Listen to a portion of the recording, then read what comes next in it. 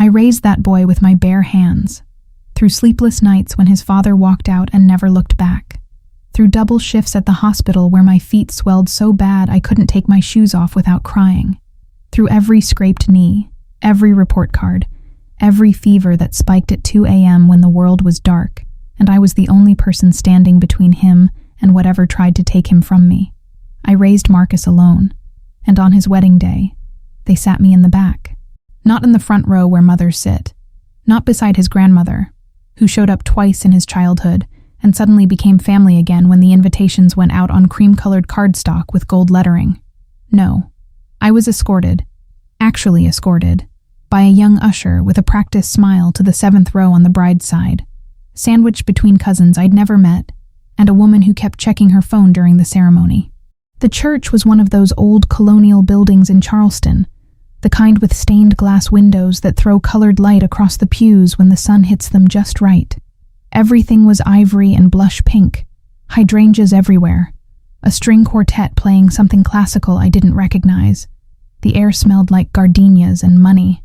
I wore navy blue, the dress I'd bought on sale 3 months earlier, thinking I'd be close enough for him to see it. Close enough for him to catch my eye when he got nervous, the way he used to before basketball games in high school. When I'd give him that nod, that meant "You got this, baby." But from the 7th row, he couldn't see me at all. I watched the back of his head instead, watched him stand at that altar in his tailored tuxedo, the one his new in-laws probably paid for, with his shoulders squared and his hands clasped in front of him. He looked so grown, so far away, like someone I used to know in another lifetime. His bride was beautiful. I'll give her that. Slender and graceful, with honey-colored hair swept up in some intricate style that probably took hours. Her dress had a train that stretched halfway down the aisle. Her father walked her down with his chest puffed out, proud as a peacock. Her mother sat in the front row, dabbing at her eyes with a lace handkerchief, and I sat in the back, trying to remember when exactly I became invisible. The priest was an older white man, with silver hair and reading glasses perched on his nose. He had that gentle, authoritative voice that makes you lean forward and listen. He started with the traditional opening, talking about love and commitment and the sacred bond of marriage. Then he did something I didn't expect. He started talking about sacrifice. Marriage, he said, his voice carrying through the vaulted ceiling, is built on a foundation of sacrifice, of putting someone else's needs before your own, of loving so deeply that you give pieces of yourself away and call it joy. My throat tightened. And today, the priest continued, we honor not just the love between Marcus and Catherine, but the love that brought them here, the sacrifices made by those who raised them, the mothers who gave everything. That's when it happened. Marcus's shoulders stiffened, just slightly, just enough for me to notice from 7 rows back. And then, like a wave starting from the front and rolling backward, people began to turn. Not everyone at first, just a few heads, then more, then entire rows shifting to look over their shoulders. They were looking at me. Catherine's mother had her hand over her mouth. The grandmother, Marcus's father's mother, the one who barely knew him, had her eyes wide with something that might have been shame or might have been fury. I couldn't tell. The bridesmaids were whispering behind their bouquets. And Marcus turned around completely, broke protocol, broke tradition, turned his back on his bride and looked straight down that aisle until his eyes found mine in the 7th row. The priest had stopped talking. The church had gone so quiet you could hear the rustle of programs being clutched in sweating hands. Even the string quartet had frozen, bows hovering above strings. In that silence, in that moment suspended like a held breath, I understood. He knew. He finally knew where they'd put me. His face did something I hadn't seen since he was 8 years old and broke his arm falling off his bike. It crumpled, just for a second, just long enough for me to see my boy again, under all that grown man armor. Then his jaw set. His eyes went hard, and he turned back to the priest and said something. I couldn't hear what, but the priest's face changed, went from ceremonial calm to something startled, concerned. Marcus said something else, louder this time. Then he stepped away from the altar. The bride reached for his arm. He gently removed her hand, and he walked, down the aisle, past the front row where his grandmother clutched her pearls, past the second row where Catherine's family sat frozen, past all the people in their expensive clothes with their expensive lives who'd decided I wasn't worth a front row seat. He walked all the way to the 7th row. To me, sometimes a mother doesn't need words to know she raised her son, right? If you've ever felt invisible in a room full of people, subscribe and tell me what city you're hearing this from. This story is just beginning. The sound of his footsteps on that marble floor will stay with me until the day I die. Steady, deliberate, each step echoing through that church like a heartbeat, like a drum leading soldiers into something that can't be taken back. I could see his face as he got closer. Jaw clenched, eyes bright with something between tears and fury. And all I could think was, no, baby, don't do this. Don't blow up your wedding for me. I can sit in the back. I've sat in the back my whole life. But he wasn't stopping. Behind him, chaos was starting to bloom. Catherine had lifted her train and taken 2 steps forward before her maid of honor grabbed her arm. Catherine's mother had half risen from her seat, mouth open, face pale. The groom's side, what little there was of it, had gone absolutely still, like deer caught in headlights, and Marcus just kept walking toward me. When he reached my row, he stopped. The couple beside me, second cousins twice removed or some such, scrambled out of the way like the pew was on fire. Marcus extended his hand to me, palm up, the same hand I'd held crossing streets when he was 4, the same hand I'd bandaged 100 times, the same hand that had waved goodbye when he left for college and didn't come home for 2 years. "Mom," he said. Just that. Just my name in his mouth the way he used to say it.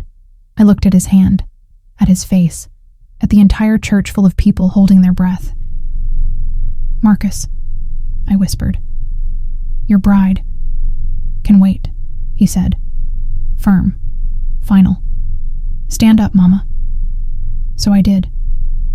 On shaking legs in my sail rack navy dress, I stood up, put my hand in his, let him pull me out into the aisle. The walk back to the front of that church was the longest of my life. Every eye in the building was on us.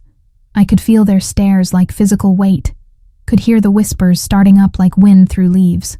My heels clicked against the marble, cheaper shoes than everyone else's probably, and I kept my spine straight, because I'd learned a long time ago that dignity is something they can't take from you if you don't let them. Marcus held my hand the entire way, tight, like he was afraid I'd disappear if he let go. When we got to the front, he didn't stop at the 2nd row, or even the 1st row. He walked me right up to the altar, right up to where he'd been standing with his bride. Then he turned to the priest and said, in a voice that carried to every corner of that church, "This woman is my mother. She worked 3 jobs to put me through school. She taught me what love looks like. She's the reason I'm standing here today. And if there's not a seat for her in the front row, then there's not a wedding." The silence that followed was absolute. Catherine stood frozen in the aisle. Her train pooled around her feet like spilled milk. Her veil had shifted slightly, and I could see her face, beautiful and young and absolutely terrified. Behind her, her mother had finally risen completely. One hand clutched to her chest like she might be having a heart attack. It was Catherine's father who moved first. He stood up from the front row, the seat of honor, the place where fathers sit, and stepped into the aisle. For a moment, I thought he was going to make a scene, going to defend his daughter's honor, going to put this uppity black woman who'd raised her son alone back in her place. Instead, he looked at me, really looked at me. His face did something complicated. Shame and respect and embarrassment all mixed together. Then he looked at Marcus, at his future son-in-law standing there holding his mother's hand like a lifeline. He nodded once. Sharp, decisive. Then he walked up the aisle, past us, and sat down in the 7th row where I'd been. The shift was immediate. Catherine's mother stood next, gathered her dress, walked up the aisle with her head high and her face unreadable, and sat down beside her husband in the 7th row. One by one, the front rows emptied. Catherine's sisters, her aunts and uncles, family friends who probably had no idea what they were walking into when they RSVP'd to this wedding. They all moved back, made space, made room. And then Marcus led me to the front row, sat me down in the seat of honor, kissed my forehead the way he used to when he was little, and I'd have a bad day. "I love you, Mama," he whispered against my skin. I'm sorry." Then he walked back to his bride. Catherine was crying now, tears streaming down her carefully made-up face. But she wasn't running, wasn't calling it off. She just stood there in her dress that cost more than my car, looking at her family scattered in the back rows, looking at me in the front row, looking at the man she was about to marry. And slowly, so slowly, she smiled. Not a big smile. Not one of those rehearsed wedding smiles you see in magazines, but a real smile. Small and scared and maybe a little bit proud. She turned to her maid of honor and whispered something. The maid of honor hurried over to Catherine's mother in the 7th row. There was a brief conversation. Then Catherine's mother stood again and walked back to the front, sat down next to me. She didn't look at me, didn't acknowledge me, just sat there with her hands folded in her lap and her jaw tight. But she sat down, next to me, in the front row. The priest cleared his throat, adjusted his glasses, and in a voice that shook just slightly, he said, "Shall we begin again? Sometimes the bravest thing a man can do is honor his mother. But this story isn't over. Not by a long shot. Stay with me. They say you can tell everything about a wedding by the vows." The priest started again from the beginning, his voice steadier now, but with an edge of something new. Respect, maybe, or wariness, like he'd just watched something shift in the universe and wasn't quite sure what it meant yet. The string quartet picked up where they'd left off, some Bach piece, all sweet and melancholy, and the church settled into a strange new equilibrium. But everything had changed. I could feel it in the way people sat now, the way they held themselves. Catherine's mother beside me was rigid as steel, her breathing careful and controlled. On my other side sat Marcus's paternal grandmother. She'd moved down from the 2nd row without being asked, probably because staying back there now would have been its own kind of statement. The front rows had refilled themselves, but differently now. Mixed up. Catherine's younger sister sat next to Marcus's best friend from college. Aunts and uncles from both sides scattered like seeds, finding new places in the arrangement. The old order had collapsed, and what rose in its place was messier. More honest, maybe. From my seat, the seat of honor, the one I'd earned with 28 years of sacrifice, I watched my son stand at that altar with his bride. He looked different now, taller somehow, though that makes no sense. More solid, like something that had been loose inside him had finally locked into place. He held Catherine's hands and looked into her eyes with an intensity that made my chest ache. When it came time for the vows, the priest asked Marcus to speak first. Marcus cleared his throat, opened his mouth, closed it again. His hands tightened on Catherine's, and I saw her squeeze back, steadying him. Then he turned, broke protocol again, broke tradition again, and looked directly at me. "Before I make these promises to my wife," he said, his voice carrying through the church, "I need to say something." Catherine nodded, like they'd discussed this, like she knew. Marcus kept his eyes on mine. I learned what love was from the woman sitting in the front row. My mother. She taught me that love isn't just a feeling. It's a choice you make every single day. It's showing up when you're tired, working when you want to rest, sacrificing when you want to save something for yourself. She loved me like that my whole life, and I forgot. I forgot to honor it, forgot to see it. His voice cracked. Catherine reached up and touched his face gently, bringing him back to center. "So these vows I'm about to make," Marcus continued, still looking at me, "they're built on a foundation she poured. Every promise I make today is possible because she kept her promises to me when no one else did." Then he turned back to Catherine. And the vows he spoke weren't the ones from the program. He promised to see her when she felt invisible, to honor her sacrifices before they became resentments, to choose her actively, consciously, every day, to build their family on a foundation of respect, not just love, because love without respect crumbles. Catherine cried through all of it. So did I. So did half the church. When it was Catherine's turn, she surprised me again. She looked at Marcus, but then she looked at me, directly, and she said, "I've made mistakes already, and we're not even married yet. I let my family's opinions matter more than what was right. I let tradition excuse disrespect, and I'm sorry." Her voice was small but steady. Her mother beside me made a sound. Not quite a gasp, not quite a sob. "I promise to do better," Catherine said, I promise to honor the woman who made you the man I love. I promise that when we have children, they'll know their grandmother's name. They'll know her story. They'll know what real strength looks like." She turned to me then, fully, her veil shifting in the light from the stained glass windows. "Mrs. Williams," she said, "I know I can't undo what happened today, but I promise to spend the rest of my life making sure it never happens again. In our home, you will always have the seat of honor." The silence that followed was different from before, softer, fuller, like something broken had been set, and now it just needed time to heal. Catherine's mother beside me was openly crying now, silent tears streaming down her face, ruining her makeup. She reached into her purse for a tissue, and her hand brushed against mine. For a moment, we both froze. Then she took my hand, squeezed it once, let go. It wasn't forgiveness, it wasn't friendship, but it was acknowledgement. It was a beginning. The priest, bless him, seemed to understand that this wedding had become something bigger than ceremony. He kept the rest brief, the rings, the pronouncement, the kiss. When Marcus kissed his wife, the church erupted in applause. Not the polite patter of traditional weddings, but real applause, the kind that comes from witnessing something true. And as they walked back down the aisle, husband and wife now, their lives forever changed, Marcus stopped at the front row. He stopped in front of me. He pulled me up, hugged me so tight I couldn't breathe, whispered in my ear, "Thank you for not giving up on me." Then he took Catherine's hand, and they walked together into whatever their marriage would be. The recession started. The string quartet played something triumphant. People stood, gathered their things, filed toward the reception hall.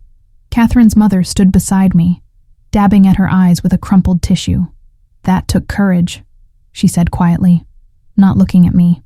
"What your son did. He learned it from somewhere," I said, just as quiet. She nodded. Once. Then she walked away to join her family. And I stood there in the front row of that church, in my sail rack navy dress with my clearance shoes, and I felt something I hadn't felt in years.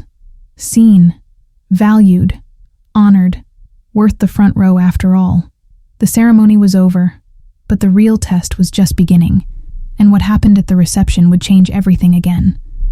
The reception was held at one of those historic plantation-turned-venue estates that white Charleston loves to rent out for weddings. I almost didn't go. Sat in my car in the church parking lot for 15 minutes after everyone else had left. Engine running, hands on the wheel, asking myself if I'd used up all my courage for the day. The ceremony had been... God, the ceremony had been everything. Marcus standing up for me, Catherine's apology. The front row that felt like vindication and heartbreak all mixed together.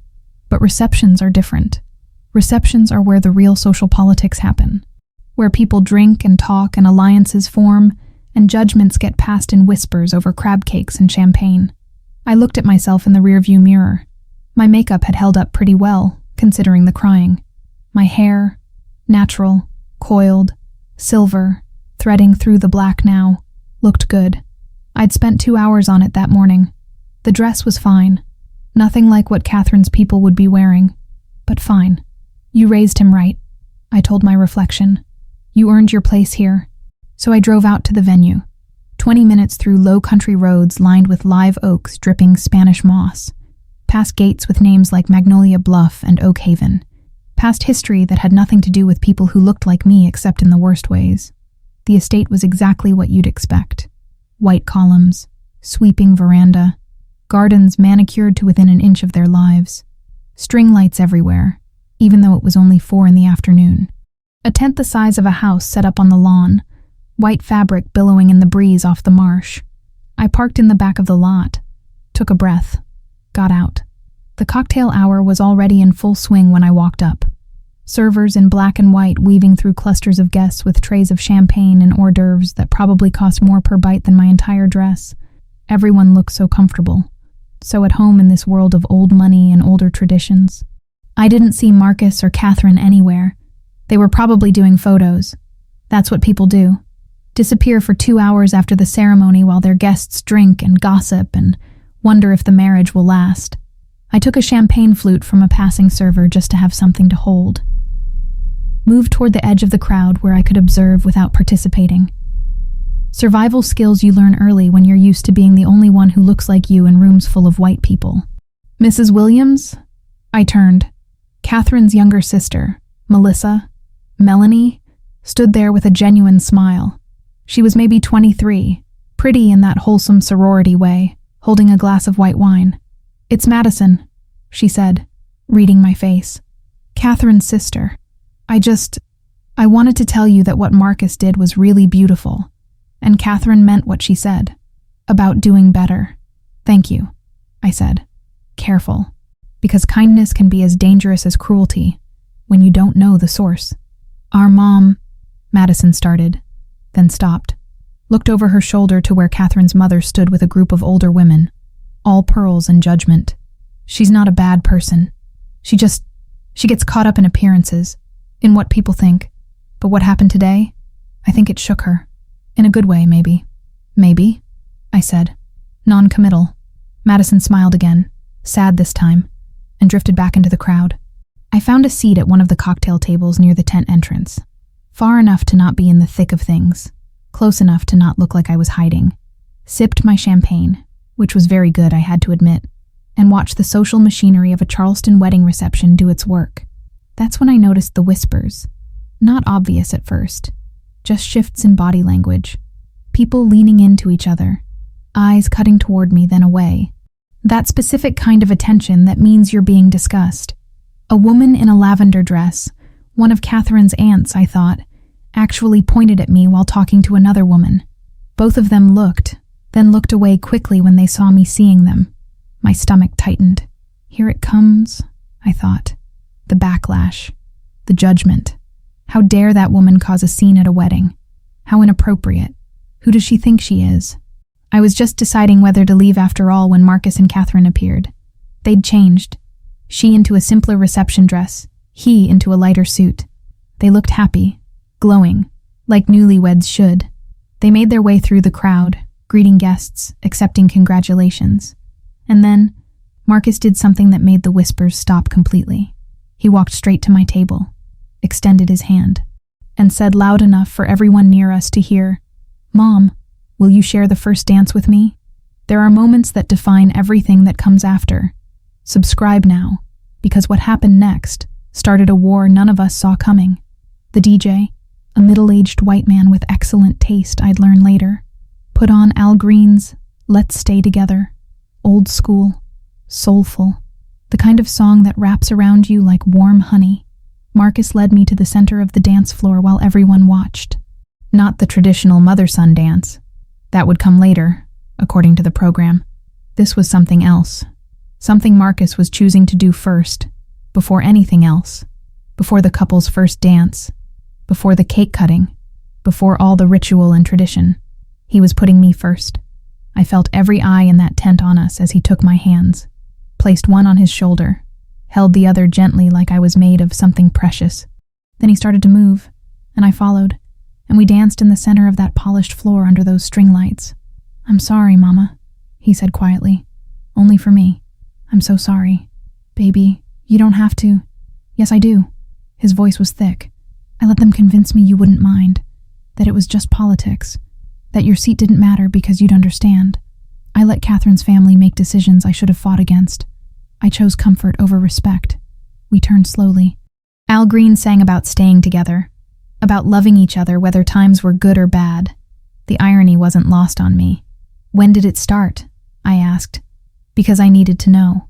"When did I become someone you could put in the back?" Marcus flinched, but he didn't look away. "When I got successful. When the promotions came. When I started making the kind of money that bought me access to rooms I never thought I'd be in. Rooms where nobody looked like us. Like you," I corrected gently.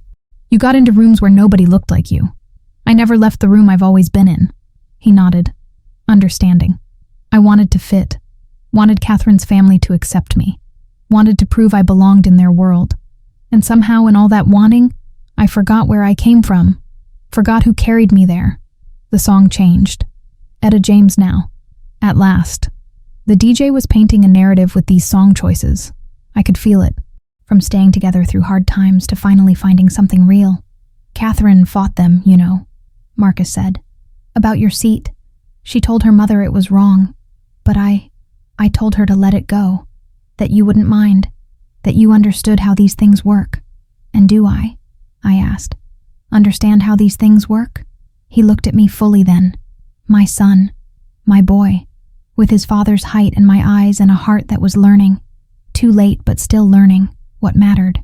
You understood that I was choosing cowardice over courage, that I was protecting myself and leaving you exposed. You understood exactly what it meant when they walked you to that back row, and you sat down anyway because you didn't want to ruin my day. I couldn't speak. My throat was too tight. But Mama, he said, pulling me closer, you've been sitting in back rows your whole life so I could have front row opportunities. And today I finally understood that, finally saw it. And I won't build a marriage on that foundation. Catherine deserves better. I deserve better. You deserve better. The song ended. Another one started. Bill Withers this time. Lovely day. And we kept dancing. Just us in the center of that floor while 200 people watched and whispered and judged and maybe, just maybe, learned something. When the song finally faded out, Marcus kissed my forehead. Then he turned to the crowd and spoke into the microphone the DJ handed him. That was my mother, he said. Simple, proud. The woman who taught me what strength looks like, what sacrifice looks like, what love looks like. And before this reception goes any further, I need to tell a story. Catherine appeared beside him, took his free hand, nodded for him to continue. When I was 9 years old, Marcus said, his voice carrying through the tent, I wanted to join the basketball team at school, but it cost money, fees, uniform, shoes, money we didn't have. My mother worked double shifts for 3 months straight, came home every night barely able to stand, never complained, never told me I couldn't do it, just worked until she had enough saved. The crowd had gone silent. Not the terrible silence of the church earlier, but the silence of people actually listening. I made the team, played all 4 years of high school, got a scholarship to college because of basketball, met Catherine because I was on the team at UVA. This entire life I have, this wedding, this woman I love, this future we're building, exists because my mother worked herself to exhaustion so I could chase a dream. He paused, swallowed hard, and I let them put her in the back row because I was embarrassed, because her struggle didn't fit the narrative I wanted for my wedding, because I chose appearances over honor. Catherine leaned into the microphone. We both did, and we're both sorry. But more than that, we're grateful. Mrs. Williams, thank you for raising the kind of man who, even when he messes up, knows how to make it right. The applause started then. Not polite reception clapping, but real appreciation. People standing. Catherine's father first, the man who'd given up his front row seat, then others. Madison, Catherine's sister. Marcus's college friends. Even some of Catherine's aunts, though their faces were complicated. Catherine's mother stood last. Slow, deliberate. Her face was wet with tears, her makeup completely ruined now. She looked at me across that dance floor, mouthed something I couldn't quite catch. I'm sorry, maybe, or thank you, or both. And in that moment, in that tent on that plantation ground where my ancestors had probably worked for free, I felt something shift. Not forgiveness. That would take time. Not reconciliation. That would take work. But recognition. Acknowledgement. The beginning of respect. Marcus handed the microphone back to the DJ. The music started again. Something upbeat now. Something to shift the mood. People returned to their drinks and conversations. The reception machinery started moving again. But nothing was the same as it had been. What Marcus said on that dance floor started conversations that lasted all night, but it also started something else. Something none of us expected. Dinner was served at 7. Long tables covered in ivory linens, centerpieces of white roses and eucalyptus, candles flickering in the gathering dusk. I'd been seated at a table with Marcus's friends from college, young professionals, racially mixed, comfortable in their own skin. They welcomed me warmly, asked about Marcus as a child, laughed at my stories. It was easy, natural, but I kept watching Catherine's mother. Her name was Patricia Montgomery Ashford, to give her full name. Old Charleston money, the kind that comes with historical society memberships, and garden club presidency and opinions about who belongs where. She sat at a table with her sisters and mother, Catherine's grandmother, a tiny woman in lavender who looked like she could kill you with a glance. Patricia hadn't touched her food, just moved it around her plate while her sisters talked over her. Every few minutes she'd glance toward where Marcus and Catherine sat at the head table, then toward where I sat with the college friends. Her face was doing something complicated, something I recognized from my own mirror on hard nights. The speeches started with the salad course. Catherine's father first, charming, self-deprecating, welcoming Marcus to the family with genuine warmth. Marcus's best man next. Funny stories, inside jokes, genuine affection. Then Catherine's maid of honor, who cried through the whole thing and made everyone laugh. Then Patricia stood up. The tent went quiet. This wasn't on the program. The maid of honor had been the last scheduled speech, but Patricia stood there with her wine glass in one hand and a crumpled napkin in the other, and everyone waited. "I need to say something," Patricia began, her voice shaky, "and I need to say it now, before I lose my nerve." Catherine reached for Marcus's hand. They both watched Patricia with wide eyes. "I made a mistake," Patricia said. "Actually, I made many mistakes, but one big one that I need to address publicly, because the harm was done publicly." She turned to face me directly, across the tent, past all the tables and all the people and all the space between our worlds. "Mrs. Williams," she said, "I am so profoundly sorry." The silence deepened. I let my concerns about appearance and tradition override basic human decency. "I participated in a decision that disrespected you and dishonored your sacrifice. I told myself it was just about logistics, about family dynamics, about complicated social politics, but it wasn't. It was about prejudice. Old prejudice, deep prejudice, the kind I like to pretend I don't have because I vote the right way and say the right things." Catherine's grandmother tried to interrupt. Patricia held up a hand. "No, Mother. I need to say this. I need to own this." She looked at me again. "You raised an extraordinary man, a man my daughter loves, a man who has the courage to challenge injustice even at his own wedding, and I repaid you by trying to make you invisible." Patricia's voice broke. She took a breath, continued. "I grew up being taught that there are certain ways things are done, certain orders, certain hierarchies, and I never questioned them because they benefited me, because I was always in the front row. But today I sat in the 7th row, where you were relegated, and I felt it, the dismissal, the disrespect, the message that I didn't matter, and it was a tiny fraction of what you've probably felt your entire life in rooms full of people like me." She walked toward my table, slowly, everyone tracking her movement. When she reached me, she set down her wine glass on the table and extended both her hands. Her eyes were red, her face blotchy from crying, all the careful makeup from the wedding completely destroyed. "I can't undo what was done," Patricia said, "but I can promise to do better. I can promise that in my home, in my family, you will be honored. Your sacrifices will be acknowledged. Your presence will be valued, because my daughter's happiness depends on her husband's integrity, and his integrity was forged by you." I looked at her hands, at her face, at the genuine anguish written there, at the courage it took to stand up in front of her family, her friends, her social circle, and confess to prejudice. I stood up, took her hands. "Thank you," I said simply.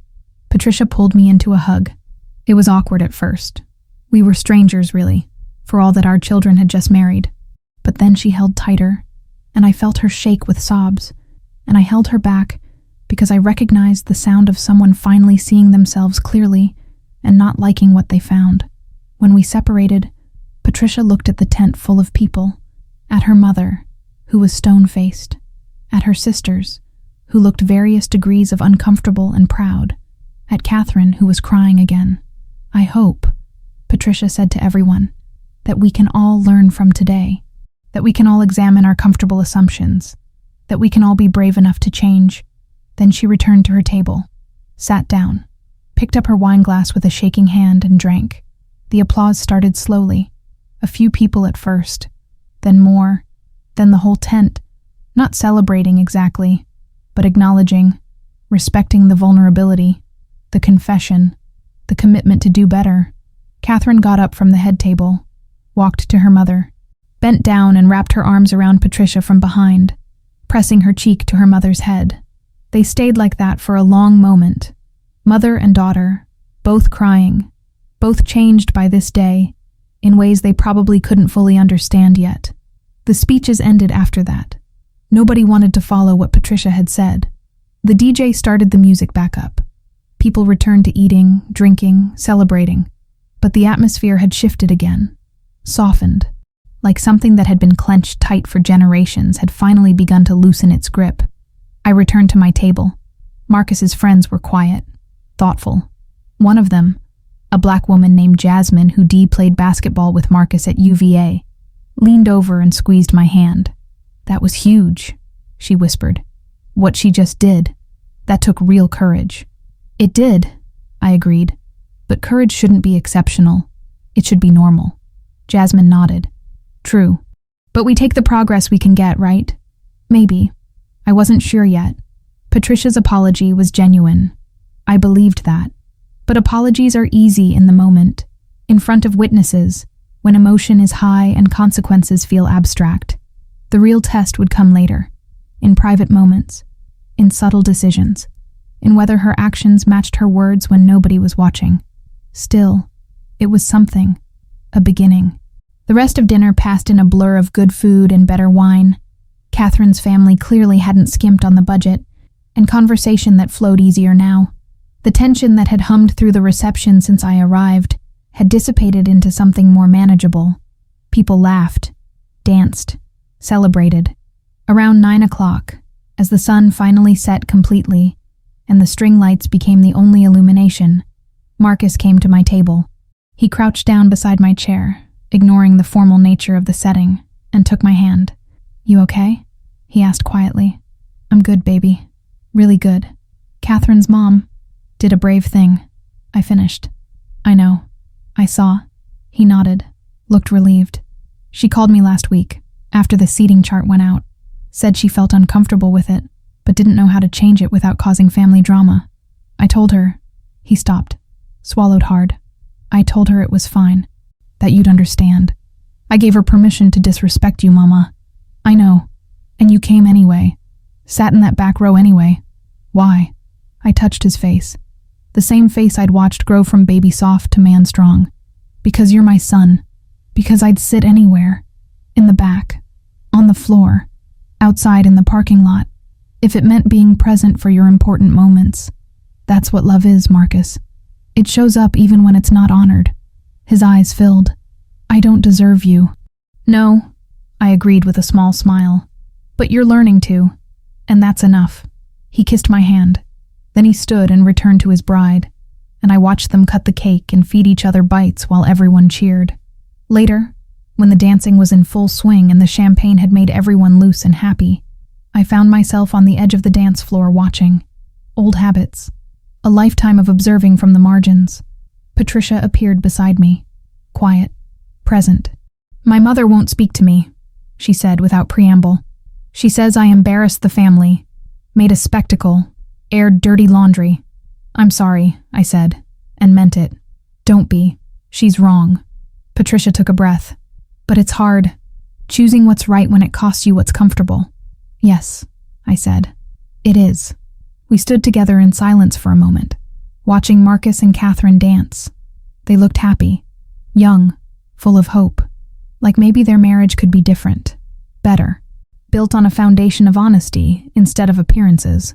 "I want to have you over for dinner," Patricia said suddenly. "Not for a special occasion. Just regularly. Sunday dinners. Family dinners.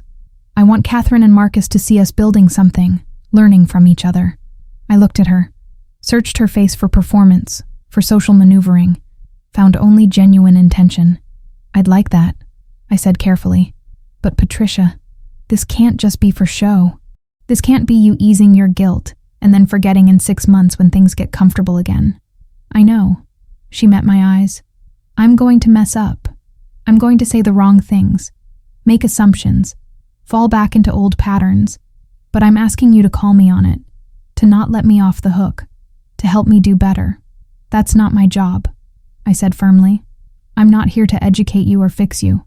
I've spent enough of my life doing emotional labor for white folks' comfort. She nodded. Didn't argue. You're right. I'm sorry.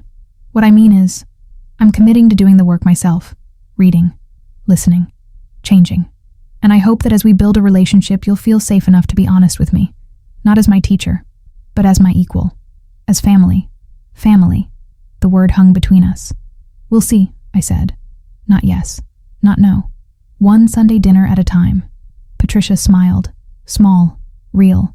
One Sunday at a time. The DJ announced the last dance. Marcus and Catherine took the floor together, and soon everyone joined them.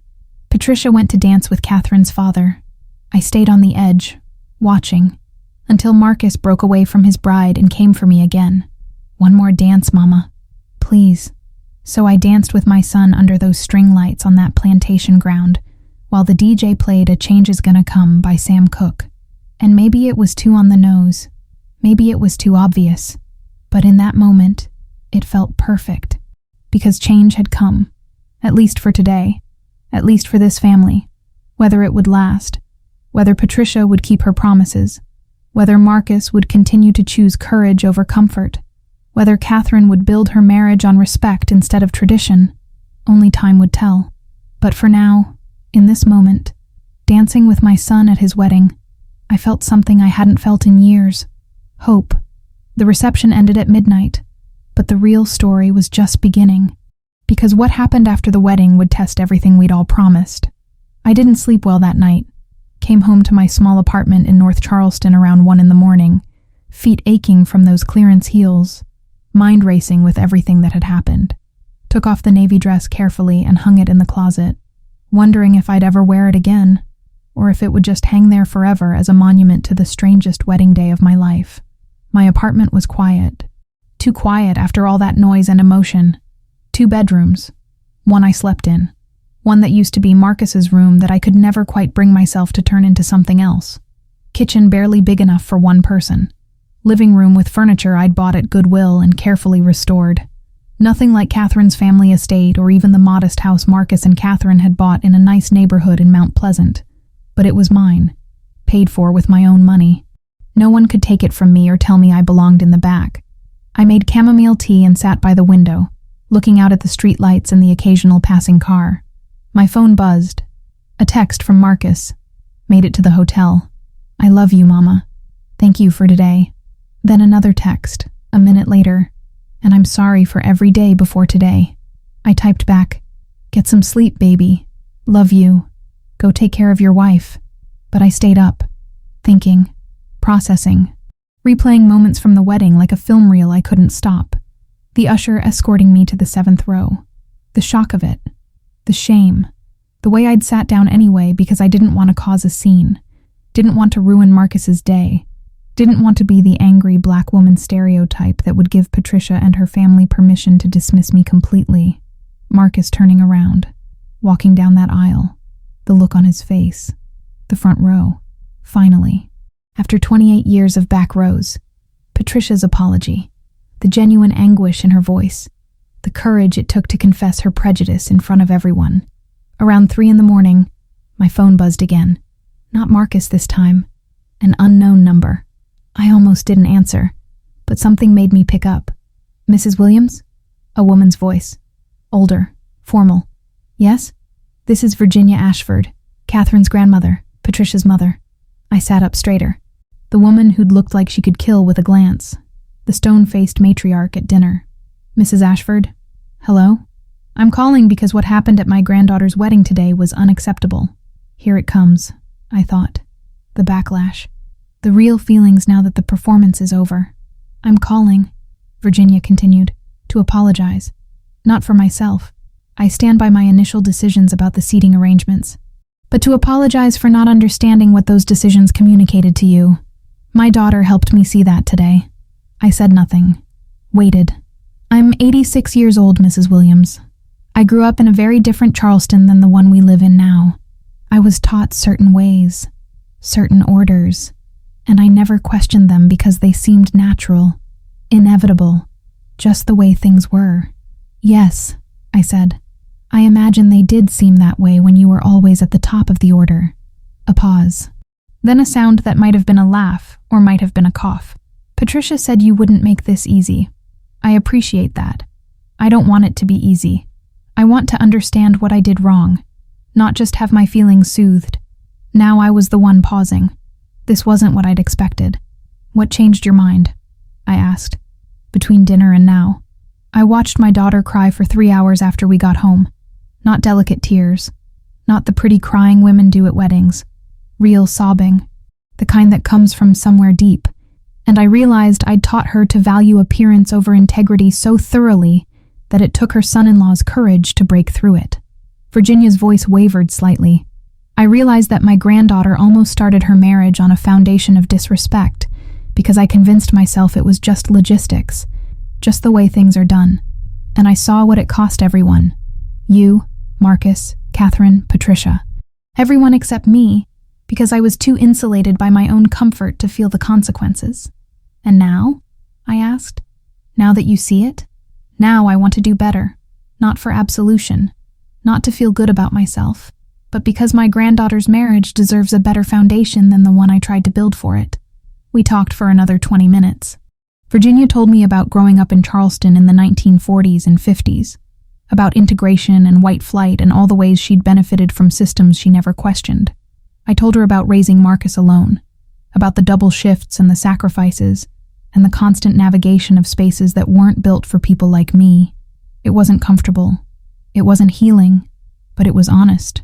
When we finally hung up, the sky was starting to lighten. Dawn coming. A new day. I slept for a few hours. Woke to my phone buzzing again. This time a group text from Marcus to me, Catherine and Patricia. Sunday dinner at our place next week. Mom, can you teach Catherine how to make your baked mac and cheese? Patricia, we'd love to have you and Mr. Ashford too. Time to start new traditions. Catherine responded first. Yes, please. I've been wanting to learn your recipes, Mrs. Williams. Patricia next. We'd be honored. What can we bring? Me, last. Just yourselves. And Catherine, call me Gloria. Mrs. Williams is too formal for family. That afternoon, Patricia called me. Not texted. Called. I need advice, she said without preamble. My mother wants to host a luncheon, to formally welcome you into the family. She's calling it a reconciliation event. But I'm worried it's performative, that she'll invite all her friends and make it about appearances again, about showing everyone she's evolved. I don't know if I should let her do it, or if I should shut it down. I thought about Virginia's call, about her tears, about the 86 years of certainty crumbling under the weight of one honest conversation. Let her do it, I said.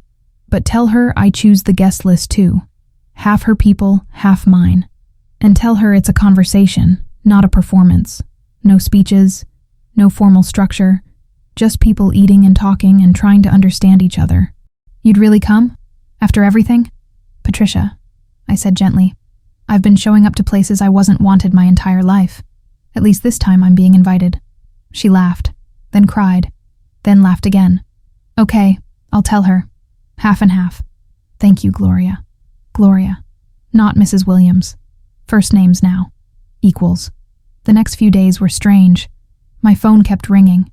Marcus checking in. Catherine asking questions about recipes and family traditions. Patricia inviting me to coffee. Virginia calling with updates about the luncheon plans. And people from the wedding kept reaching out. Madison, Catherine's sister, wanted to grab lunch. Jasmine, Marcus's college friend, invited me to her book club. Even Catherine's father called to thank me for giving his son-in-law the courage to stand up. That moment at the church, he said, when Marcus walked down to get you, I've never been more proud of someone I barely know, and I've never been more ashamed of myself. I should have stopped it before the wedding even started. But you moved when it mattered, I said. You gave up your front row seat. That wasn't nothing. It was the least I could do, and I want you to know. I'm going to do more. I'm on the board at my country club. We've never had a black member. I'm going to change that. Small things. Individual changes. Would they add up to something systemic? Probably not. But maybe they'd add up to something real for this one family. This one circle. And maybe that's how change actually happens. Not in grand gestures, but in small, daily choices to do better. Sunday came. Dinner at Marcus and Catherine's house. I showed up with all the ingredients for mac and cheese and sweet potato pie. Patricia arrived with wine and flowers and a tentative smile. Virginia came too, with Catherine's father, both of them dressed more casually than I'd ever seen them. We cooked together. Catherine and I in the kitchen while Marcus kept Patricia and her parents company in the living room. Catherine was a quick learner, asked good questions, didn't act like she knew more than she did. "I'm going to mess this up sometimes," she said while shredding cheese. "The family stuff, the cultural stuff. I'm going to say the wrong thing or make assumptions. I need you to tell me when I do. Please. As long as you actually listen when I tell you. I will. I promise." We brought the food out to the table Marcus had set up on their back deck. The marsh stretched out behind the house, golden in the sunset. The air smelled like salt and pluff mud and possibility. We ate. We talked. Patricia told embarrassing stories about Catherine's childhood. I told embarrassing stories about Marcus. Virginia surprised everyone by breaking out a photo album she'd brought. Old pictures of Charleston, of her family, of the city's complicated history. "I want you to know these stories," she said to me. "Not to excuse anything, but to give context, so you understand what I'm trying to unlearn." It was awkward sometimes. There were long pauses, moments of discomfort, subjects we carefully avoided, but there was also laughter, connection, the beginning of something. As the sun set and the mosquitoes drove us inside, Marcus pulled me aside. "This is what I wanted," he said, "what I should have fought for from the beginning. A family built on respect. It's a start," I agreed. "But, Marcus, this is going to be hard. Patricia means well, but she's going to slip. Virginia is trying, but she's got 8 decades of conditioning to fight. Catherine is young and learning, and your new family is going to challenge you in ways you don't expect. Are you ready for that?" He looked at me seriously. "I'm ready to try. That's all I can promise." "Then try. Every day. Even when it's hard. Especially when it's hard." He hugged me, held on tight like he used to when he was little and scared. "I'm proud of you," I whispered. "Not for the wedding. For this. For showing up today and choosing to build something different. But building something different is harder than anyone expects. And the real tests were coming. Subscribe now, because what happens at Virginia's luncheon will challenge everything we thought we'd resolved." Virginia's luncheon was scheduled for 2 weeks after the wedding, at her home in the historic district. The house was exactly what you'd expect. 3 stories of Charleston single-house architecture, piazzas overlooking a garden that probably required 3 full-time gardeners, antique furniture that had been in the family for generations, the kind of place that whispered old money with every creaking floorboard and crown molding detail. I brought my sister, Diane, and my best friend from work, Ruth, and 3 women from my church who'd been in my life longer than Marcus had been alive. My people, my witnesses, the ones who'd held me up through every hard thing I'd ever survived. Patricia brought her book club, 5 white women in their 50s and 60s, all carefully liberal, all genuinely trying to understand but still insulated by their privilege. Virginia invited her garden club friends and a few family members. Catherine brought her bridesmaids. Marcus brought his groomsmen. 25 people total. Half black, half white. All nervous. All trying. Virginia had set up tables on the back piazza overlooking the garden. Catering from one of Charleston's best restaurants. She'd insisted on it. "This isn't potluck," she'd told me when I offered to bring something. "This is me honoring you properly." When I arrived with Diane and Ruth, Virginia met us at the door herself, dressed elegantly, but not ostentatiously. Silver hair perfectly coiffed, back straight, but her eyes were warm.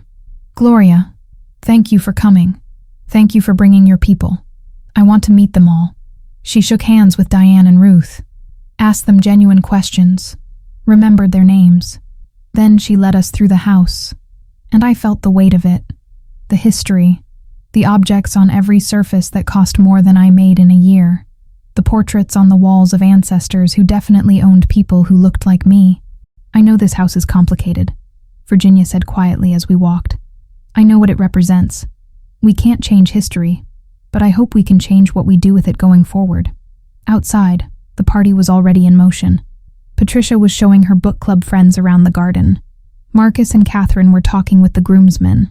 My church friends, Evelyn, Marta, and Joyce, had already found the food and were filling plates. For the first hour, people mostly stayed in their comfort zones. The white guests on one side of the piazza, the black guests on the other. Polite conversation, but careful. No one wanting to be the first to bridge the gap and risk saying something wrong. Then Virginia stood up, clinked a fork against her glass. "I want to thank you all for coming," she said. Her voice carried despite her age. "I invited you here under false pretenses. I told you this was a luncheon to welcome Gloria Williams into our family, and it is. But it's more than that." Everyone quieted, listened. "I invited you here to confess. To all of you. To my friends. To my family. To Gloria's community. I made a terrible mistake at my granddaughter's wedding. I allowed my comfort with tradition and appearances to override basic human decency, and in doing so, I communicated to Gloria, and to everyone present, that she was less valuable than we were, that her place was in the back." My church friends were nodding. They knew this story. I'd told them everything. "I'm 86 years old," Virginia continued. "I don't have time left to waste on pretending I'm something I'm not, so I'm going to be honest. I was raised to believe that there was a natural order to things, that some people belonged in certain places and others belonged elsewhere, and I never questioned it because I benefited from that order." She looked directly at me. "Gloria, I can't undo what was done, but I can promise to spend whatever time I have left doing better, and part of that is bringing our worlds together, not for performance, not for absolution, but because my granddaughter's marriage deserves a foundation built on honesty and respect, and that starts with the family choosing to change." She sat down. The silence that followed was heavy, uncomfortable. Ruth, bless her, stood up next. Ruth, who'd never been afraid to speak truth to power, who'd marched in civil rights protests in the 60s, who'd raised 4 kids while working as a nurse, and still found time to organize voter registration drives. "Mrs. Ashford," Ruth said, "I appreciate your honesty. I do. But I need to say something too." Virginia nodded. "Please.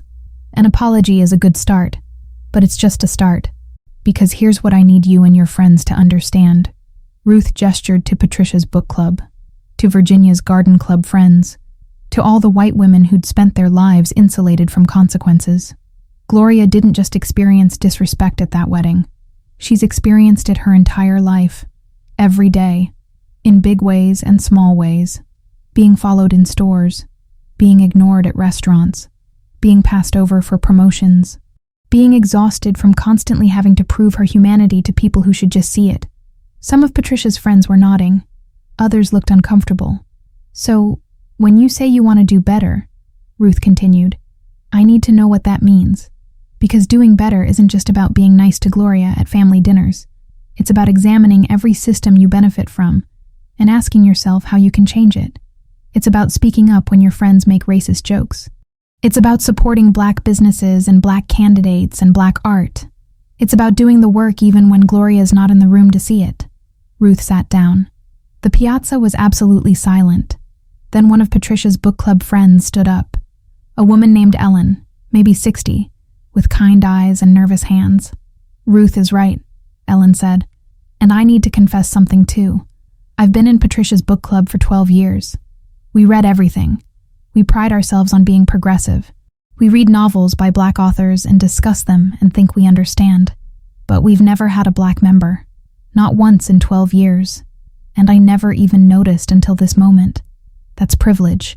That's me being comfortable in my bubble and calling it enlightenment." Another woman stood, then another. Confessions tumbling out like water through a cracked dam. About unconscious bias. About white fragility. About all the ways they'd thought themselves allies while still benefiting from and perpetuating racist systems. Then Diane stood up. My sister. My rock. The one who'd helped me raise Marcus when things got desperate. "I want to say something to Catherine," Diane said. Catherine looked up, startled. "You're young. You're just starting out. And you're going to have children someday, probably. Mixed-race children who will navigate worlds that neither you nor Marcus fully understand." Catherine nodded, listening hard. "Those children are going to face things you can't protect them from," Diane continued. They're going to experience racism. From strangers, from friends, maybe from your family. And when that happens, you can't be neutral. You can't say both sides or let's all calm down. You have to stand with your children and your husband, even when it's uncomfortable, even when it costs you relationships with people you love. Can you do that? Catherine stood up, walked over to where Diane sat, and in front of everyone she said, I don't know. I want to say yes, but I don't know what I'll do when the moment comes and it's hard and complicated and everyone's looking at me to choose. But I promise to try, and I promise to listen when I get it wrong, and I promise that my children will know their grandmother. She looked at me, and their aunt, and their entire family. All of it. The complicated, messy, beautiful, hard parts. All of it.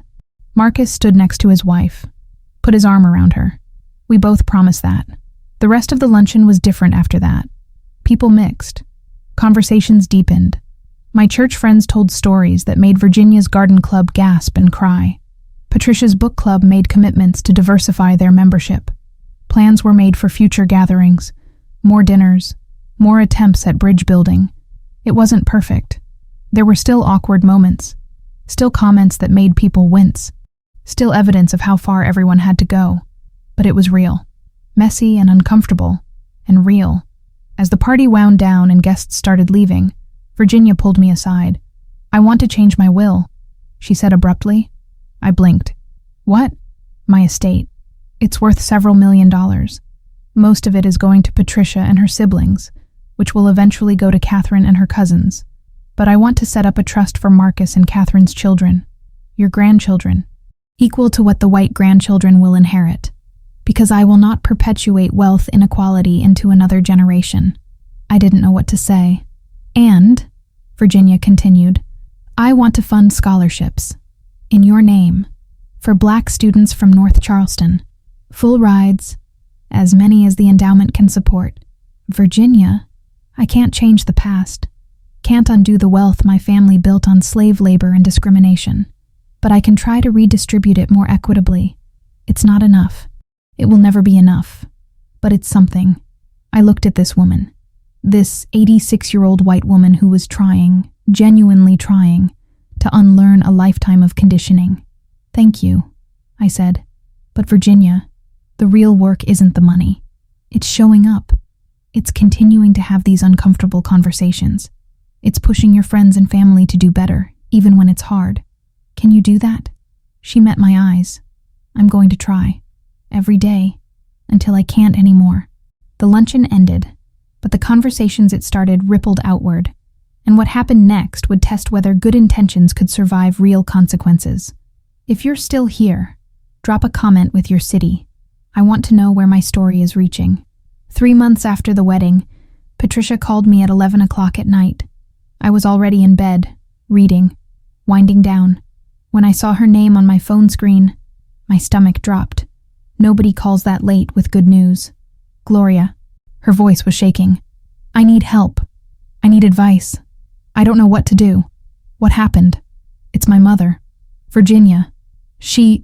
Patricia's voice broke. She got disinvited from the Heritage Society's annual gala. 30 years she's been a member.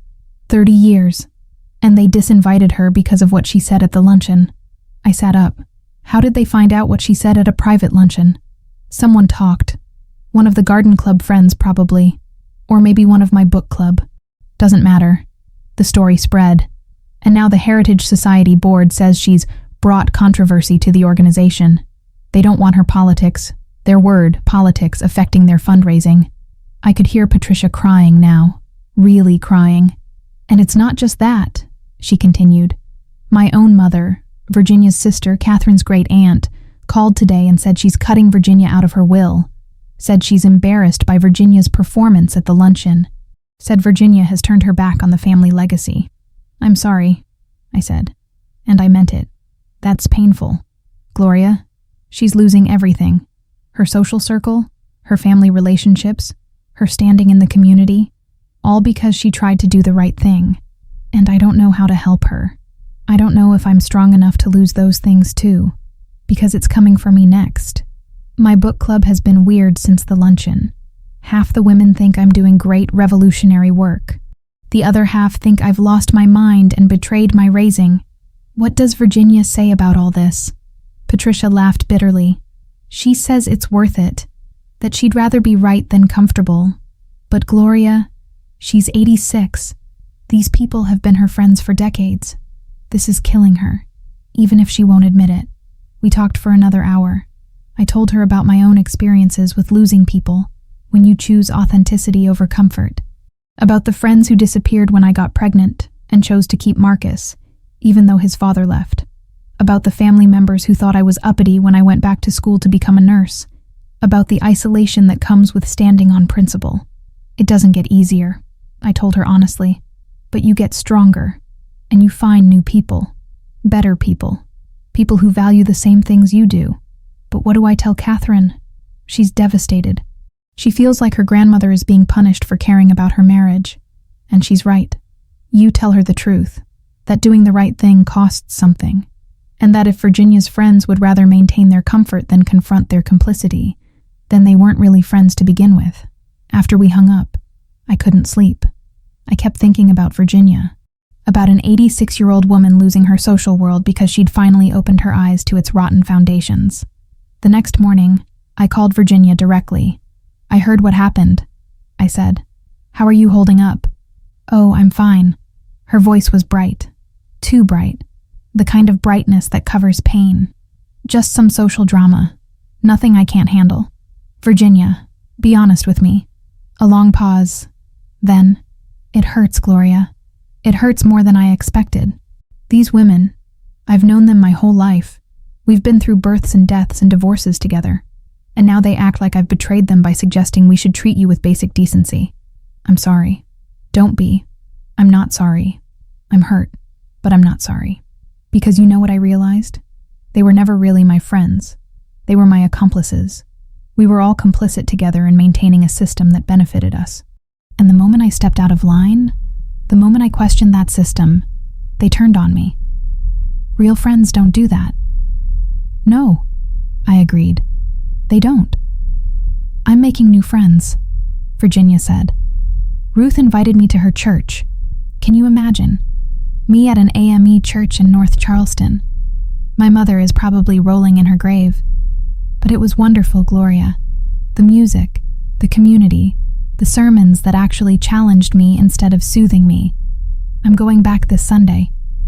I smiled. Ruth will adopt you if you're not careful. She adopts everyone. I hope she does. I could use some adopting.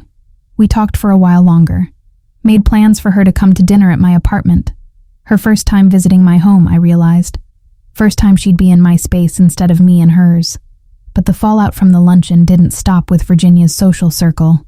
A week later, Marcus called. He sounded stressed. Catherine's father pulled me aside at work today, he said. Marcus and Catherine's father worked for the same law firm, though in different departments. He warned me that some of the senior partners are uncomfortable with the attention our family is getting.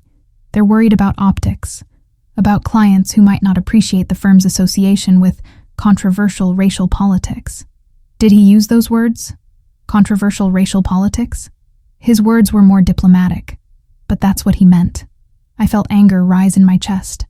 Marcus, if your firm has a problem with you standing up for your mother, then it's not the right firm for you. I know. But Gloria, Catherine, and I just bought a house. We have a mortgage. We're trying to start a family. I can't just quit my job on principle. I'm not asking you to. I'm asking you to be prepared. Because this is what happens when you choose integrity. The systems push back. They make you pay a price for disrupting their comfort. I thought... Marcus's voice cracked. I thought doing the right thing at the wedding would be the hard part. I didn't realize it would keep costing us. Keep costing everyone. Baby, the hard part is never just one moment. It's every moment after. It's choosing again and again to stand by what you did even when it would be easier to back down. I don't know if I'm strong enough. You are. You already proved that. Now you just have to prove it again. And again. Until it becomes who you are instead of what you're trying to be. That Sunday, I went to dinner at Marcus and Catherine's house. Virginia came too. She'd become a regular now, surprising everyone, including herself. Patricia and Catherine's father joined us. The atmosphere was heavy. Everyone was feeling the weight of consequences. I got dropped from the Junior League board, Patricia said over wine. 20 years of membership, gone. Because I'm divisive. My sister won't return my calls, Virginia added. Neither will 3 of my cousins. The firm's diversity committee wants me to give a talk, Marcus said, about my wedding. They want to use what happened as an example of starting difficult conversations. But some of the senior partners don't want the firm publicly associated with it. Catherine sat quietly through all of this, her face drawn. Then she spoke. I lost my best friend, Sarah. We've been friends since kindergarten. She called last week and said she can't be friends with someone who thinks her family is racist. I tried to explain that it's not about individuals being racist. It's about systems and choices but she wouldn't listen. She said I've changed, that I'm not who I used to be. She looked at all of us, and she's right. I'm not who I used to be. I can't go back to not seeing what I see now. But God, it hurts. I didn't realize how much it would hurt. We sat in that hurt together. Let it fill the room. Then Virginia spoke. Years ago, when I was young, my father told me something I've never forgotten. He said the price of comfort is complicity, that if you want to sleep well at night, you have to make sure you're not stepping on anyone to build your bed. I didn't understand what he meant then. I thought he was being dramatic, but now I do. We were all sleeping on beds built by stepping on people like Gloria, and once you see that, you can't unsee it. Even if the price of seeing it is everything you thought was solid. Ruth spoke up. She'd come with me, as had Diane. The price is high. I won't lie to you, but you know what the alternative costs? Your soul, your integrity, your children's future. Because if you go back now, if you decide it was all too hard and retreat to comfort, what are you teaching Marcus and Catherine's future children? That standing up is only worth it if it doesn't cost you anything? Ruth's right, Diane added. And I'll tell you something else. You're not losing real relationships. You're losing transactional ones. The people who only stood by you when it was convenient. When you think about it that way, is it really a loss? Patricia wiped her eyes. When you put it like that, no, it's not. But it still hurts, Catherine said softly. It does, I agreed. And it will keep hurting. But pain means you're growing, means you're changing. And change is never comfortable. Over the next few weeks, things got worse before they got better. Marcus's firm decided not to have him speak to the diversity committee after all. Too controversial. He was passed over for a promotion he'd been promised. His mentor, a senior partner who'd guided his career for 5 years, stopped inviting him to client dinners. Catherine's mother struggled to maintain friendships with women who saw her transformation as a betrayal. Her tennis club became uncomfortable. Her charity board started finding reasons to meet without her. Virginia faced the most dramatic losses. Her sister formalized the will change. Virginia was out entirely. The Heritage Society made it official. Membership revoked. Her garden club asked her to step down from the presidency she'd held for a decade. But something else was happening too. New relationships were forming. Virginia and Ruth became genuine friends, spending hours talking about everything from gardening to theology to the complicated legacy of Charleston.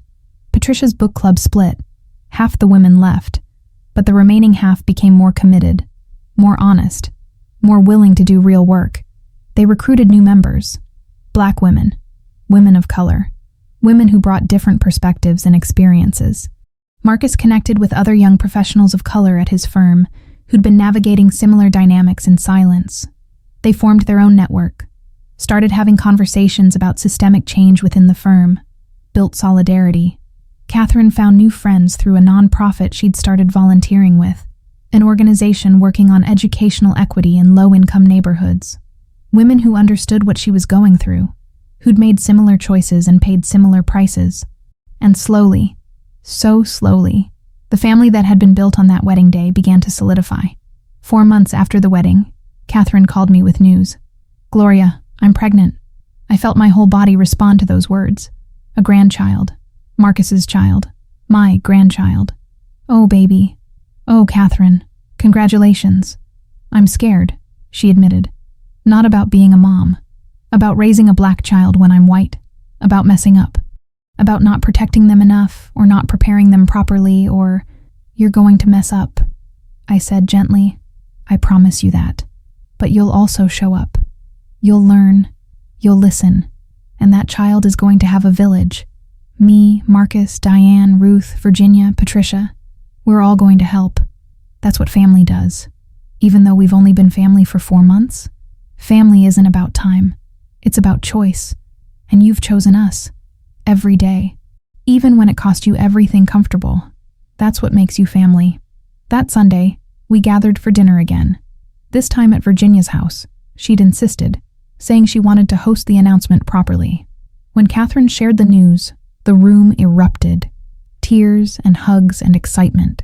Virginia pulled out champagne from 1952, the year she was married, that she'd been saving for a special occasion. This is it, she said. This is the special occasion. A new generation. A chance to do it right. Patricia raised her glass. To new beginnings. To hard choices. To families built on truth instead of tradition. To my grandbaby, Marcus added, looking at Catherine with such love it hurt my heart. Who's going to grow up knowing what real strength looks like, what real courage looks like, what real family looks like. To Gloria, Virginia said, looking at me, who showed us all what it means to have dignity even when you're disrespected, who sat in that 7th row with Grace and let her son's conscience do the rest, who could have walked away from all of us but chose to stay and help us grow. Everyone looked at me, waiting for me to say something. I thought about that day, the wedding day, walking into that church and being led to the back row, the shock of it, the hurt, the choice I made to sit down anyway because I loved my son more than I loved my pride. I thought about Marcus turning around, walking down that aisle, choosing courage over comfort. I thought about everything that had happened since, the losses, the costs, the pain of watching people I'd grown to care about lose things they valued because they'd chosen to see me, to honor me, to stand with me. I thought about the grandchild growing inside Catherine, about the family we were building, about Sunday dinners that had become sacred, about friendships that had formed across divides we'd all been taught were uncrossable. I want to say something, I started, about that day, about the wedding. Everyone quieted. When they sat me in the back, I was hurt, angry, humiliated, but I also understood. I understood that I was being put in my place, that despite raising Marcus, despite sacrificing everything, despite being the reason he was standing at that altar, I was still being told I wasn't enough, wasn't worthy, didn't belong in the front. Virginia was crying. Patricia too. Catherine held Marcus's hand so tight her knuckles were white. But here's what I want you to understand. I've been put in the back my whole life, in classrooms, in job interviews, in restaurants, in hospitals where I worked as a nurse but was treated like I was less than. The wedding wasn't new. It was just more visible, more public, more undeniable. I looked at each of them. What was new was what happened next.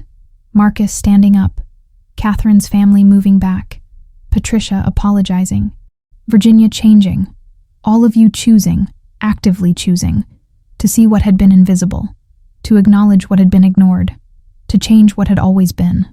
That's what I toast to. Not to new beginnings, though those are good. Not to hard choices, though those matter. But to visibility, to seeing each other fully, to honoring each other honestly, to building families not on tradition, but on truth. We drank. We ate Virginia's carefully prepared dinner. She'd been taking cooking lessons from Ruth and insisted on making collard greens and cornbread alongside the traditional Charleston recipes. We laughed, we told stories. And later, when it was just me and Virginia in the kitchen doing dishes, she'd shooed everyone else to the living room. She said quietly, I know I've lost a lot. My sister, my friends, my standing. But Gloria, I need you to know, I've gained more. I've gained you. I've gained Ruth. I've gained authenticity. I've gained the ability to sleep at night knowing I'm not stepping on anyone to build my bed anymore. It's not about what you've gained from me, I said. It's about what you've gained from yourself. The courage to change. That's all you, Virginia. No, she shook her head. It started with you, with your dignity in that 7th row, with you choosing to come to the luncheon, with you not letting us off the hook, but also not giving up on us. You could have walked away. You could have taken Marcus and Catherine and built a life separate from us, But you didn't. Why? I thought about it. Really thought about it. Because change doesn't happen in separation. It happens in relationship. In the hard, uncomfortable daily choice to stay in conversation with people who are trying to do better. And you were trying. All of you. Messily. Imperfectly. But genuinely trying. How could I walk away from that? Virginia hugged me. Right there in her kitchen. In her historic house. In the historic district of Charleston, South Carolina. An 86-year-old white woman who'd lost everything comfortable hugging a 60-year-old black woman who'd never had comfort to lose. Thank you, Virginia whispered, for seeing us, for giving us a chance, for staying. Thank you, I whispered back, for finally seeing me, for choosing truth over comfort, for changing. The baby was coming, and with it, a new chapter. But the story of that wedding day would echo forward in ways none of us expected. One more chapter left. Stay with me. 7 months later, on a Sunday morning in April, we gathered at Ruth's AME Church in North Charleston for my grandchild's christening. They'd named her Hope. Hope Virginia Williams Ashford. A name that carried weight, carried story, carried promise. The church was packed. Not with Charleston society people or law firm partners or junior league members. With real people. My church family. Ruth's community. The friends Marcus and Catherine had made through their nonprofit work. Virginia's new circle. Women from the food bank where she'd started volunteering. Men from the community garden she'd helped establish in a low-income neighborhood. Patricia and Catherine's father sat in the front row. Next to me. No question this time about where anyone belonged. Virginia sat on my other side, dressed in lavender, tears already streaming down her face before the service even started. She'd been crying on and off since Hope was born. Happy tears, she insisted. Tears of gratitude for getting to be part of this. Diane and Ruth flanked us. Marcus's best friends from college filled the row behind us. Catherine's sister Madison was there with her new boyfriend, a black man she'd met at the nonprofit, which had caused its own family drama, but Madison had held firm. The pastor, a powerful black woman named Reverend Johnson, who'd been preaching truth for 30 years, welcomed everyone. Then she did something unexpected. She asked me to come up, to speak before the christening. Sister Gloria, Reverend Johnson said, her voice filling the sanctuary, would you share your testimony? Tell us about the journey that brought you here?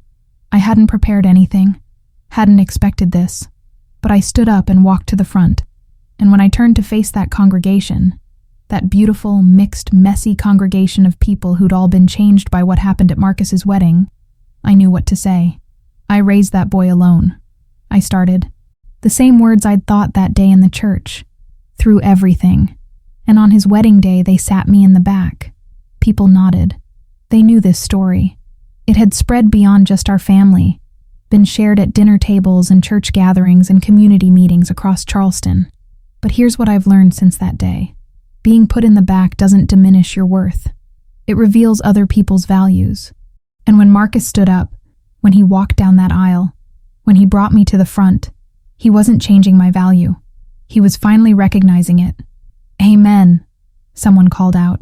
And that's what hope represents, I continued, looking at my granddaughter sleeping peacefully in Catherine's arms. She represents what happens when people choose to see, when they choose to change, when they choose courage over comfort. This baby exists because Marcus and Catherine built their marriage on truth instead of tradition, because Virginia and Patricia chose growth over comfort, because a whole community decided that old ways of doing things weren't good enough anymore. I looked at Virginia. Hope carries your name. Not because you were perfect, you weren't. Not because you got it right the first time, you didn't. But because at 86 years old you chose to change. You chose to see what you'd been taught to ignore. You chose to lose everything comfortable rather than keep benefiting from injustice. That's what hope means. That it's never too late. That change is always possible. Virginia was sobbing now. Patricia had her arm around her. This baby is going to grow up in a world that will try to tell her she's not enough. Not black enough for some people. Not white enough for others. Too much of something, or not enough of something else. But she's going to grow up knowing something I didn't know. She's going to know that her worth isn't determined by where anyone seats her. It's inherent. It's undeniable. It's hers. Yes, Lord, Ruth called out, And she's going to know that family isn't about who you're born to. It's about who shows up, who chooses you, who does the hard work of loving you honestly. She's going to look around at this community and see black faces and white faces and brown faces. She's going to hear stories about her grandmother Gloria, who raised her daddy alone, and her grandmother Virginia, who changed everything at 86, and her grandmother Patricia, who lost friends but gained integrity, and all the aunts and uncles who chose truth over comfort. I looked at Marcus and Catherine. They were both crying. Hope had woken up and was looking around with those newborn eyes that don't quite focus yet. So when I hold this baby, my grandbaby, I'm not thinking about that back row anymore. I'm thinking about what we built from that moment, about the family that rose from the ashes of tradition, about the courage it took for all of us to choose differently. I walked over to Catherine. She stood and placed Hope in my arms. The baby was warm, solid, real. She had Marcus's eyes and Catherine's nose and something entirely her own in the curve of her mouth. "Welcome to the family, Hope," I whispered. "Welcome to the front row, where you've always belonged." Reverend Johnson began the christening ceremony, read from scripture about new creation, about old things passing away, about becoming new. Marcus and Catherine made their vows as parents. Virginia and Patricia stood as godmothers, promising to help raise this child in faith and truth. When it came time for the blessing, Reverend Johnson invited the whole church to lay hands, everyone who could reach touching Hope, or touching someone who was touching her, a whole network of connection and support and love. And as we stood there, this impossible family that shouldn't exist according to Charleston tradition, but did exist because people chose courage, Reverend Johnson prayed, "Lord, we thank you for this child, for Hope Virginia Williams Ashford, who represents everything good that can come when we choose truth over comfort. Bless her with strength like her grandmother Gloria's, with courage like her father Marcus's, with openness like her mother Catherine's, with capacity for change like her grandmother Virginia's, with commitment to growth like her grandmother Patricia's. Let her grow up knowing she is valued, knowing she belongs, knowing that her family was forged in fire and came out stronger. Let her never sit in the back row unless she chooses it. Let her always stand up for those who can't stand up for themselves. Let her be the bridge between worlds that her parents built her to be. And Lord, we ask that you use this family's story. Let it ripple outward. Let it change other hearts. Let it challenge other traditions. Let it prove that it's never too late to choose differently, that families can be built on truth, that love is stronger than prejudice. That change is always, always possible. Amen. Amen," the church echoed back.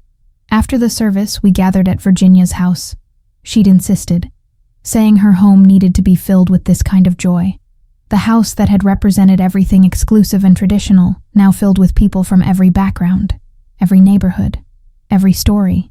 Ruth's church friends brought food. Patricia's remaining book club members brought wine. Marcus's colleagues from his new firm, he'd left the old one, found a better one that valued his integrity, brought gifts for hope. Catherine's nonprofit community brought music and laughter. And in the middle of it all, Virginia held Hope, rocking her gently, singing something soft I couldn't quite hear.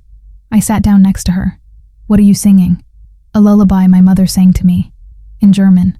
My mother was first-generation American, came over from Germany right before the war. I'd forgotten about this song until just now. It's beautiful." "It is.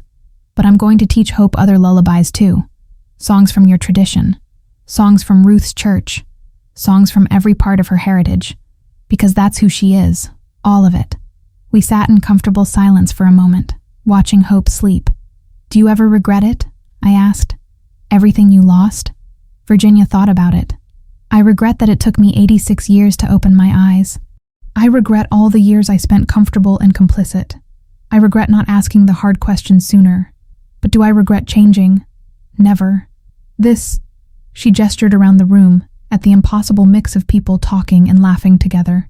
"This is what life should look like. What family should look like. I just wish I'd figured that out sooner. You figured it out in time for Hope. That's what matters. Maybe that's the real meaning of her name, that it's never too late for hope. Never too late to change. Never too late to build something better." Marcus and Catherine came over, sat with us. Catherine gently took Hope from Virginia. but she didn't walk away. She stayed right there, the four of us together. "Mom," Marcus said to me, "I've been thinking about that day, the wedding day, and I realized something. When I walked down that aisle to get you, I thought I was fixing a mistake, but I was actually starting a revolution. A small revolution," Catherine added. "Just one family, but still, no revolution is small," Virginia said. "Every big change starts with someone choosing differently, with someone standing up, with someone walking down an aisle when it would be easier to stay at the altar, with someone sitting in the 7th row with grace when it would be easier to leave," Patricia added, joining us. She'd been across the room but had made her way over. "With someone apologizing publicly when it would be easier to stay comfortable," Diane said, appearing with Ruth. "With someone calling at midnight asking for help when it would be easier to pretend everything's fine," Ruth added. We were all together now, the core of this strange family, looking at hope, looking at each other, understanding what we'd built. "You know what I think?" I said. "I think that 7th row was exactly where I needed to be, not because I deserved to be there, but because from there, I could see everything clearly, could see the truth of the situation, could see my son's character and how he responded, could see who would choose courage and who would choose comfort. The 7th row gave me clarity, and the walk back to the front gave us all a chance to choose," Marcus said, "to decide what kind of people we wanted to be, what kind of family we wanted to build." Hope stirred in Catherine's arms, opened her eyes, looked around at all of us with that unfocused newborn gaze that somehow still feels like it's seeing everything important. "She's going to hear this story her whole life," Catherine said, "about the wedding, about the 7th row, about the choice her father made. What do you think she'll make of it?" "I think," I said, touching Hope's tiny hand, "she'll understand that love requires courage, that family requires choice, that belonging can't be assigned. It has to be earned and re-earned every single day. And I think she'll know that she comes from people who chose the hard right over the easy wrong." The party continued around us, music and laughter, and the sound of community being born. Through the window, I could see Charleston stretching out, the historic district with its complicated beauty, the harbor where so much pain had entered this country, the city that was slowly, incrementally, learning to reckon with its past. It wasn't fixed. Charleston wasn't fixed. The systems that had put me in that 7th row weren't dismantled. The prejudices that had made it seem natural to relegate me to the back still existed. But in this house, in this moment, with this family, something different was being built. Hope started crying. That newborn cry that means hunger or discomfort, or just the overwhelming strangeness of being alive. Catherine stood to feed her. Marcus went with her. Patricia followed to help. Virginia and I stayed seated. Two grandmothers. One who'd lost everything comfortable. One who'd never had comfort to lose. Both exactly where we belonged. "Thank you," Virginia said quietly, "for letting me be part of this, for not giving up on me, for teaching me it was never too late to choose differently. Thank you," I said back, "for choosing, for changing, for proving that sometimes the most revolutionary thing you can do is admit you were wrong and commit to doing better." We sat there together, watching our family, this impossible, beautiful, complicated family, celebrate the newest member, and I thought about that day, the wedding day, walking into the church, being led to the 7th row, the shock, the hurt, the choice to sit down with dignity rather than make a scene. I thought about Marcus turning around, walking toward me, offering his hand. I thought about everything that had come after, the losses, the costs, the courage it took from everyone to keep choosing truth. And I realized something. I would sit in that 7th row again. I would make the same choice. Because from that 7th row came clarity. From that hurt came change. From that moment came this family. Sometimes the back row is exactly where you need to be. Not because you belong there, but because from there, you can see who's willing to stand up, who's willing to walk toward you, who's willing to choose courage over comfort. And that knowledge, that clarity, is worth everything. Hope's crying stopped. Through the doorway, I could see Catherine feeding her, Marcus hovering close, Patricia watching with tears streaming down her face again. "She's going to change the world, that one," Virginia said. "Maybe," I agreed. Or maybe she'll just change a few hearts. Sometimes that's enough. Sometimes, Virginia said, that's everything. And in that moment, in that house, with that family, in that city with its complicated history, I felt something I'd been searching for my whole life. Not validation from people who'd always seen me as less than. Not revenge on systems that had tried to keep me in the back. Not even justice, though that would come in small increments, in daily choices, in the slow work of change. No, what I felt was peace. The peace of knowing I'd raised my son right. The peace of watching him choose courage. The peace of seeing a family built not on tradition but on truth. The peace of holding my granddaughter and knowing she'd grow up in a family that chose to see, to change, to do better. The peace of finally being seen. Not in spite of sitting in the 7th row, but because of it. Because sometimes the back row is exactly where you need to be to show everyone else where the front row really is.